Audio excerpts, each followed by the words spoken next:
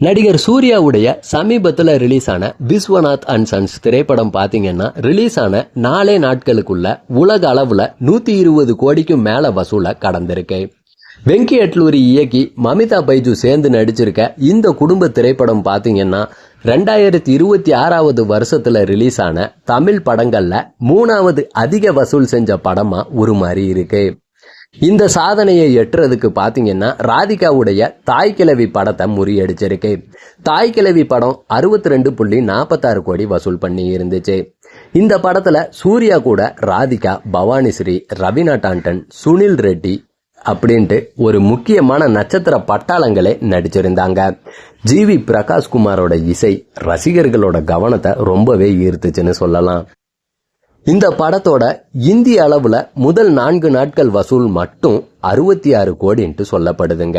இந்தியாவோட மொத்த வசூல் 76.27 கோடியா இருக்கு. இது படத்தோட ஒட்டுமொத்த பாக்ஸ் ஆபீஸ் வெற்றிக்கும் கணிசமான பங்களிப்பை கொடுத்திருக்கு. இந்த படத்தோட வலுவான தொடக்க வசூல் பாத்தீங்கன்னா கருப்பு 198 கோடி, ஜனநாயகன் 196 கோடி. இந்த 2 படங்கள் கூட சேர்ந்து 2026 வருஷத்தோட முதல் 3 தமிழ் பிளாக் பஸ்டர் வசூல் படங்கள்ல ஒன்னா இடம் பிடிச்சிருக்கு. அதாவது இந்திய வசூல் மட்டும் சொல்றேன். விஸ்வநாத் அண்ட் சன்ஸ் திரைப்படம் பாத்தீங்கன்னா அதோட 4வது நாள்ல இந்தியாவுல சுமார் 7.8 கோடியை வசூல் பண்ணி இருக்குன்ட்டு சொல்லப்படுது. இந்த வசூல் பாத்தீங்கன்னா நாடு ஃபுல்லா நடந்த சுமார் 4962 காட்சிகள் மூலமா கிடைச்சதுதான்.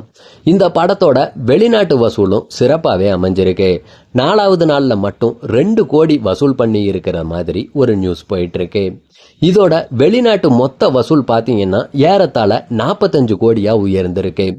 இதன் மூலம் வெறும் 4 நாட்கள்ல உலக அளவுல மொத்த வசூல் சுமார் 122 கோடியா உயர்ந்திருக்கு.